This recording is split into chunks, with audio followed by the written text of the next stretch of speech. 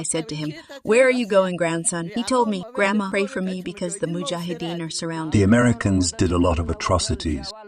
Do you see that young man? His father was a working man. The Americans captured him.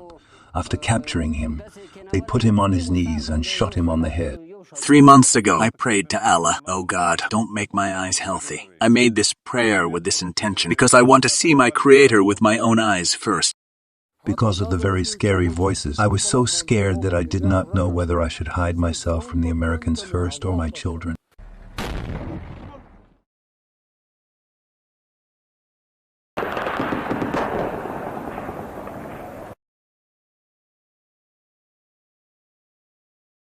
When there was a night attack by the Americans, our women would run together with the men in the rough field without anything on their feet. My son was lying in the room covered in blood. I kissed him on the forehead and said, "My son, they martyred you." His lips moved a little and cold sweat broke out on his forehead. I stood on the Qibla side, thanked Allah and said, "Congratulations on my son's martyrdom. My son, I have forgiven you." I was 1 year old when my father was martyred by the Americans. Such atrocities were committed against the common people by the Americans, which have not been done in any other period.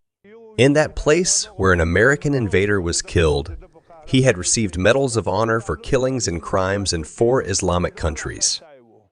Our life is now very calm, and we have returned to our homes. In the past, we used to live far from our homes, and we used to think that the Americans would kill us either today or tomorrow. Tengai is the valley, whose name was on the lips in the last 20 years. The American invaders were forbidden to sleep, the place where the pride of the pharaoh of the time was broken. The Tengai Valley, where the Americans suffered a humiliating defeat due to heavy attacks, and the place where the foothills of the mountains are covered with the flags of the martyrs.